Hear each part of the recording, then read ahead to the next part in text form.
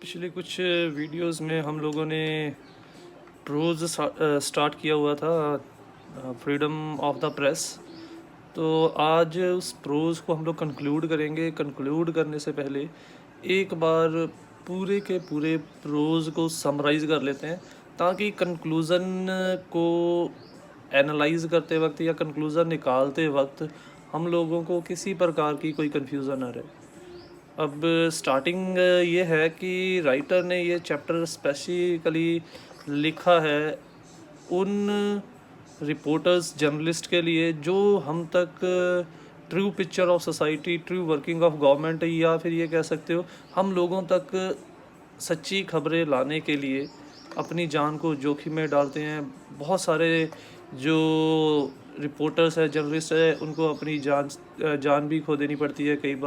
कई बार उनको सरकारों के हाथ से अलग अलग प्रकार के टॉर्चर सहने पड़ते हैं। कईयों के ऊपर कई प्रकार की सरकार जो रिस्ट्रिक्शंस लगा देती है।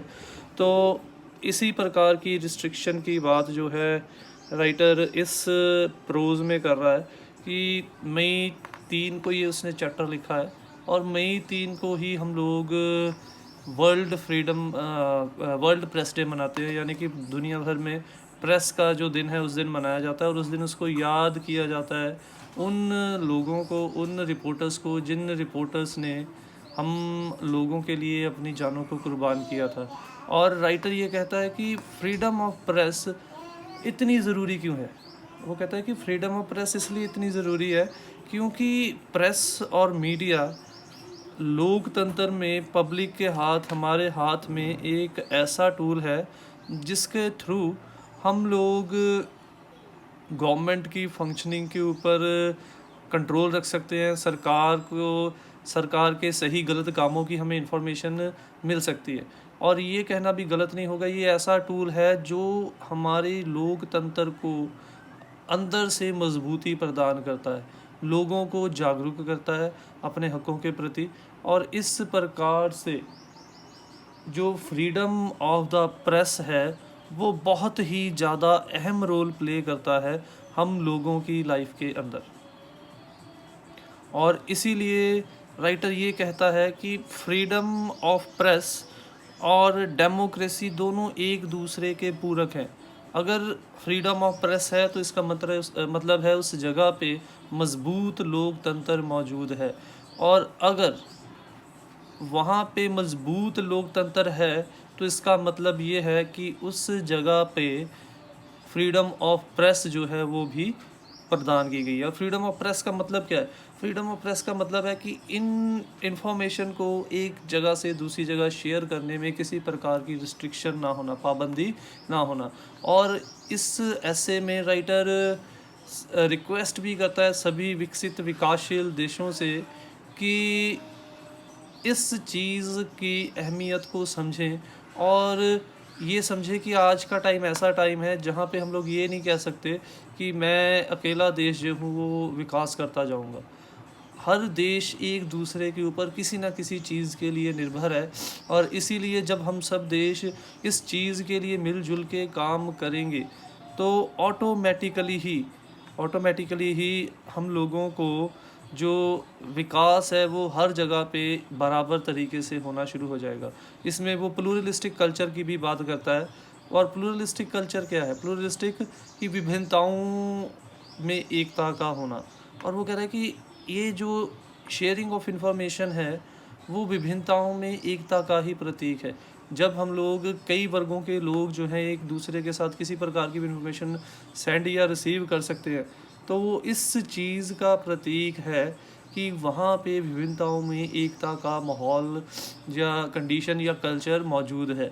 और इसमें फ्रीडम ऑफ प्रेस जो है वो एक अहम हिस्सा प्ले करता है, जो लोगों को एक दूसरे के साथ जोड़ने में, लोगों को एक दूसरे के बारे में समझने में, लोगों को एक दूसरे के बारे में जानने में हेल्प करता है। इसीलिए फ्रीडम ऑफ प्रेस जो है वो बहुत ही अहम टूल है आज के समय में। इसीलिए यूनेस्को ने भी इस चीज़ को समझा, यूएनओ ने भी इस चीज़ को समझा, और अब विश्व भर में ग्लोबल समिट्स करवाई जा रही हैं देशों को जागरूक करने के लिए कि हम लोग इस चीज़ को जितना हो सके उतना फेमस करें। और ये चीज़ भी है जिस देश में जो इस चीज़ के ऊपर पाबंदी होगी वो देश विकसित नहीं होगा, और जिस देश में इस चीज़ के ऊपर पाबंदी नहीं होगी वो देश विकसित होगा। जिस देश में पाबंदी होगी वो विकसित नहीं होगा, और जिस देश में पाबंदी नहीं होगी वो देश विकसित हो जाएगा। और इसीलिए फ्रीडम ऑफ प्रेस जो है वो बहुत ही अहम रोल प्ले करता है। तो आज हम इसका कंक्लूज़न करते हैं start. This present information technology can be only beneficial of freedom of press if granted, and it is made accessible to all the citizens so that they can make better use of it and can take part in maintaining democracy। तो वो कह रहा है कि पहले तो केवल news channel अखबारें होती थी, अब तो साइंस की टेक्नोलॉजी के थ्रू इंटरनेट और ऐसी फैसिलिटीज़ हमारे पास आ चुकी हैं जिसके थ्रू हम लोग इन्फॉर्मेशन को जो बहुत कम समय में बहुत दूरों से बहुत अलग अलग जगहों से हम लोग इन्फॉर्मेशन को सेंड या रिसीव कर सकते हैं। बट बात फिर से वहीं पे आके रुक गई। अगर हम लोगों ने प्रेस को संपूर्ण आज़ादी दी है, तभी ये जो हम लोग टेक्नोलॉजीज़ यूज़ कर रहे हैं उनका बेहतर फ़ायदा लोगों को मिलेगा, तभी लोग एक दूसरे को जान पाएंगे। अब हमारे पास टेक्नोलॉजी है, बट हम लोग उस टेक्नोलॉजी के ज़रिए एक दूसरे को इन्फॉर्मेशन सेंड या रिसीव ही नहीं कर सकते, क्योंकि पाबंदी लगी है, अभी फ्रीडम ऑफ प्रेस नहीं है, फ्रीडम ऑफ इंफॉर्मेशन नहीं है। तो फिर हम लोग किस प्रकार से इन्फॉर्मेशन को सेंड या रिसीव करेंगे? इसीलिए राइटर इस चीज़ के ऊपर स्ट्रेस देता है कि हम लोगों को अगर टेक्नोलॉजी का बेहतर यूज़ करना है तो आज़ादी प्रेस और इंफॉर्मेशन की होनी बहुत ज़रूरी है उस जगह के ऊपर। In these summits, special stress is laid on cultural diversity. It must be kept in mind that cultural diversity and freedom of the press must go hand in hand. और ये जो ग्लोबल समिट भी हो रहे हैं, पूरे विश्व भर में समिट्स होते हैं, देशों की मीटिंग्स होती है, उसमें भी इसी चीज़ के ऊपर जोर दिया जाता है, इसी चीज़ के ऊपर जोर दिया जाता है कि इसी चीज़ के ऊपर जोर दिया जाता है कि लोग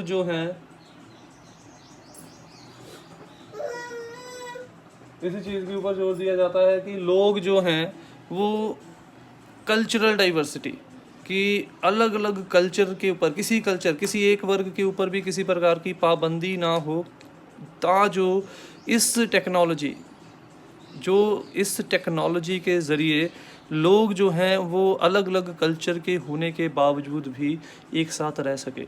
और ये हम लोगों को समझना पड़ेगा, ये कल्चरल डाइवर्सिटी और जो फ्रीडम ऑफ द प्रेस जो हैं वो भी एक दूसरे के ऊपर बहुत डिपेंड करते हैं, एक दूसरे के पूरक हैं। Nowadays, अब ये कंक्लूडिंग पार्ट है हमारा। Nowadays, the other means of digital technology like radio and television can help us to take the freedom even to poor and illiterate। तो पहले तो ये था कि अखबारें थी, पढ़ना आता है तभी हम लोग इन्फॉर्मेशन को दे सकते थे। अब तो हमारे पास इस तरीके की टेक्नोलॉजी आ गई है, जैसे रेडियो है, टेलीविज़न है, इंटरनेट है, जहाँ पे हम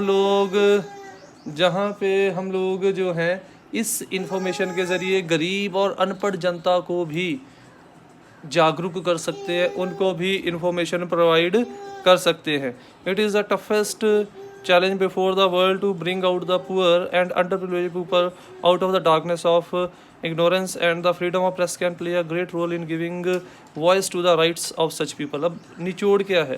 जो लोग विकसित हैं, जो लोग पढ़े लिखे हैं, उन लोगों को जागृत करना है, या फिर उन लोगों को जिन लोगों को जो है कोई भी गरीब अंडर प्रिविलेज लोग हैं,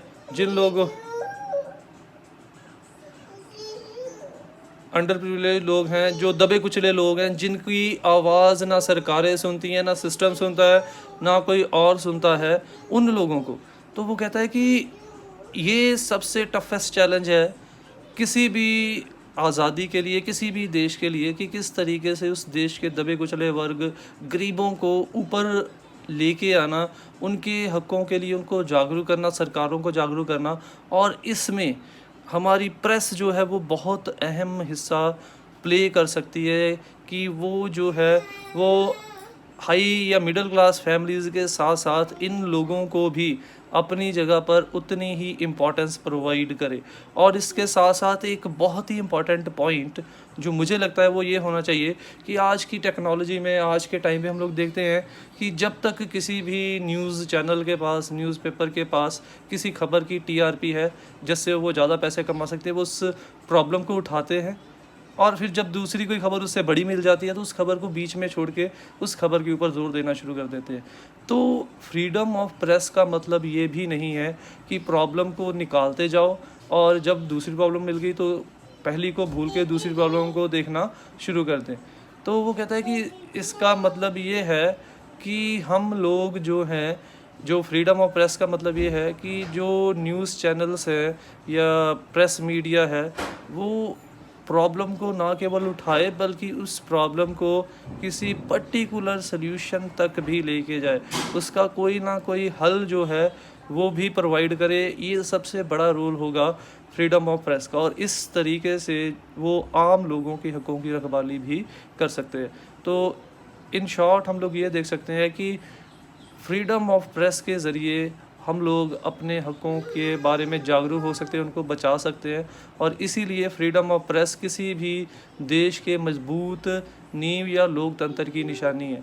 तो that's all for this prose. Thank you, but do not forget to like, subscribe and share and comment on my channel. Thank you.